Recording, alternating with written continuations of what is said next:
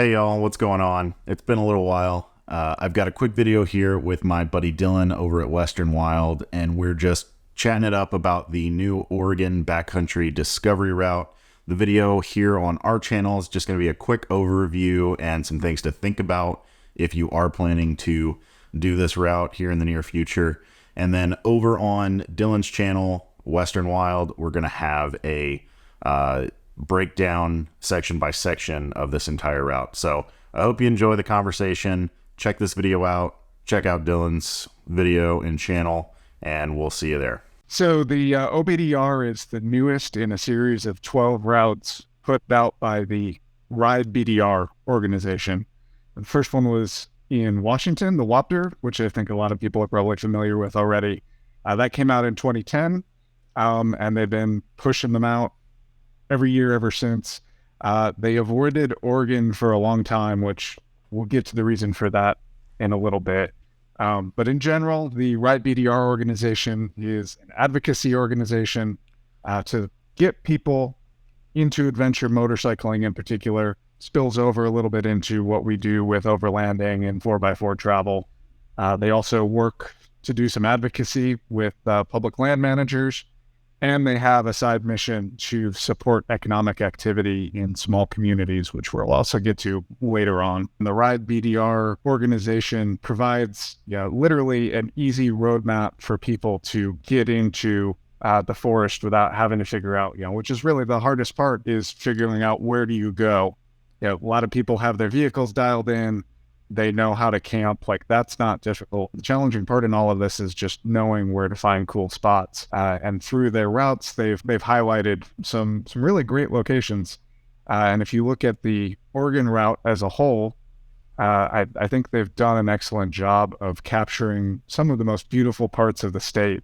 It's almost cherry picking, really. Like, they've picked out some gorgeous areas and put it together into this route, particularly for anyone who hasn't been to Oregon, or who, if you're from Portland and you haven't spent much time in central or southeastern Oregon, this is going to be a great intro to just hop on this route and follow the GPS track. Yeah. You and I both share a similar stance on sharing coordinates and stuff like that. We don't really share coordinates online. So you would think that maybe we would be kind of against this in a way, but I agree with you. It is a really cool way to help folks get their feet wet.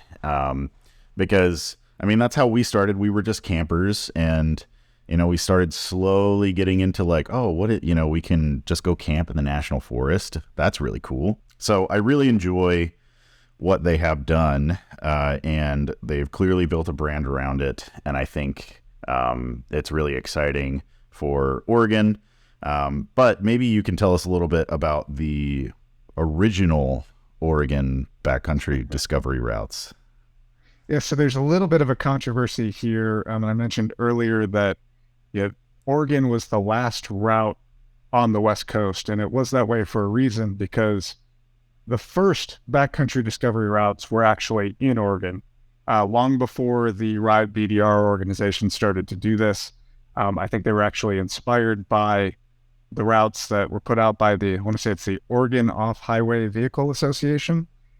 This program started way back in the 70s and even involved some support from public land managers to mark the routes. They ultimately ended up putting together 5 different routes throughout the state of Oregon, covered vast stretches of forest roads. I've done a couple of them. Really cool experience. The challenge with the original Oregon BDR routes is that they haven't been updated. And they're all map-based. So there are not GPX files available for the original BDR routes. And I think that's come to frustrate a lot of people who don't want to actually go through the work to take what's in the map and put it into the GPS.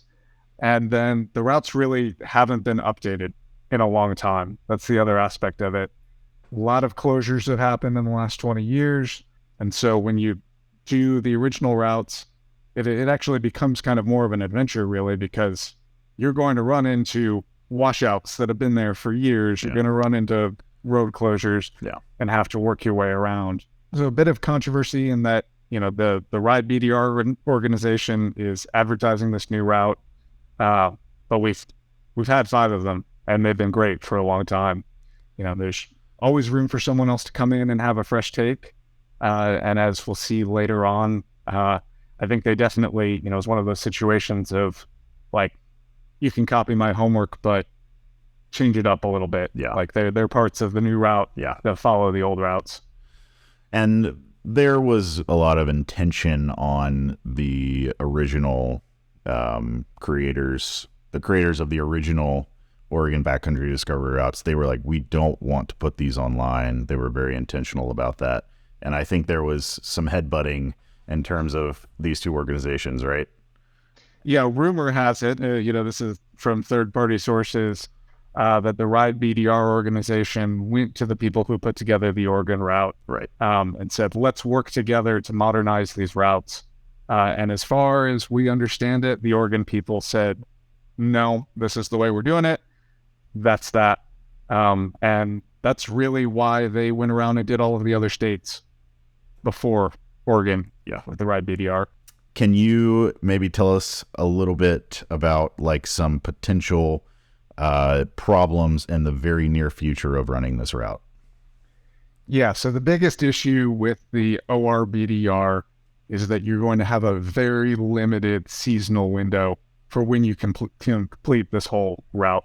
I think it's actually going to be pretty challenging for anyone to go from end to end in one run and have a really good time with it. Yeah. And the real reasons for that, as I mentioned, this traverses quite a few ecosystems in the state. And you're going from lush mountain forests out to true eastern high desert. Much of the route is covered in snow right now. Yep. There are critical pieces of it that are not going to open until like late July, right, at the earliest. You also have mosquitoes to factor in, and then fire season on the back end. And in addition to that, the parts that go through the desert are going to be very, very hot through the window that the forest routes are snow-free. It almost seems like this was designed to be done in sections. I'm thinking late September is probably the best time to run this. Okay. August, you're going to run into fire closures. Usually by late September, there's been a rain or two that's come in, knocked it down. Oregon's Cascades are absolutely stunning in September. That's when you're going to have the most enjoyable weather, no mosquitoes. And then I've spent a fair amount of time in southeastern Oregon through September. And it's a great month to be out in the desert as well. July is probably a no-go. August is going to be hot, and it's also going to be crowded, is the other thing to consider. We'll get to that in a little bit. That's going to be very crowded. Some of the areas that this route goes through are extremely popular. Yeah. Already popular without this information being online. So, I mean, I remember when this released, like 2 or 3 months ago, I think, there was a pretty big discussion on the Oregon Overlanders Facebook group about a lot of the potential issues, especially with like overcrowding. There was a little offshoot to a specific overlook mountain that I can't recall the name of. Do you know what I'm talking about? I think you're talking about Cache Mountain. Cache Mountain, yes. Yep. And the thing about that is these routes are really designed for motorcycles at the end of the day. And obviously 4x4 enthusiasts use them, and it almost feels like maybe there's more 4x4 folks using them than motorcycle people. I don't know if that's true or not. That's anecdotal. Maybe it's just because that's what I'm always looking at. But so the Cache Mountain in particular is like, the road is just like a sketchy shelf road, and if you come into any traffic, super narrow, and there's no way to get around people. I got some of the initial pinstripes that I got on my Tundra were trying to go up that road, Manzanita encroaching on both sides, and then ran into ATVs coming down who were irritated that I was blocking the road, and there was absolutely no way to get through. So yeah, that's just going to So- be like times 100 with people having this information now. So Yep, completely. Yeah. It's going to be crowded. You know, I think it's a good opportunity to talk about some of the possible negative considerations around this in general. That the original Oregon Backcountry Discovery Routes like explicitly went into areas that no one lives, very, very remote, sending small numbers of people into places that can handle the traffic. Right. I'd say my chief complaint about the new ORBDR is that these areas are already popular. A lot of people have already discovered them, Right. and the marketing and the whole, you know, there are a lot of people who are into these routes, which is cool, but they're sending those people into areas that are just absolutely flooded Yep. during August and September, when people are going to be able to run the route. And it's going to create some issues. You know, it will be really difficult to find campsites in some of these areas. If you're running the route, it's going to be difficult for people who aren't running the BDR Yeah. to find campsites due to the extra traffic that's created. And it's gonna create extra strain on resources for public land managers that may ultimately result in closures in some of these areas. Yeah.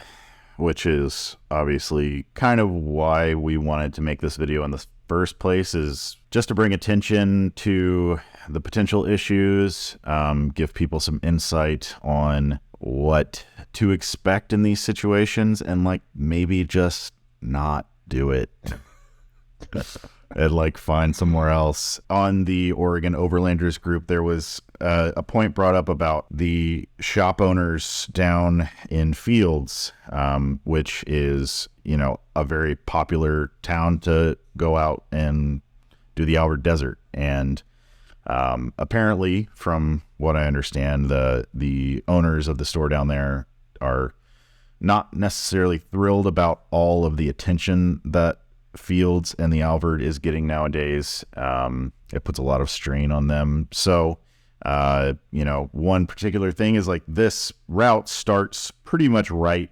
south of Fields. So if you are starting this, just be considerate of the people along the way. A lot of these towns in southeastern Oregon, they're not set up to handle hundreds of people a day. We have obviously covered kind of the general overview of the ORBDR here, giving you some things to think about. And obviously, you know that Dylan and I are both advocates for helping people get out there, and we want to help people get out there safely and responsibly.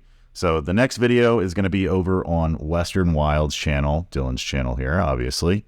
And we are going to go over section by section this route and kind of talk about, maybe we'll talk about some cool things. We'll talk about some concerns. We'll talk about whatever we want to talk about. So thanks for tuning into this one. We're going to head over to Dylan's channel. It'll be linked down below and at the end of this video. So come join us over there.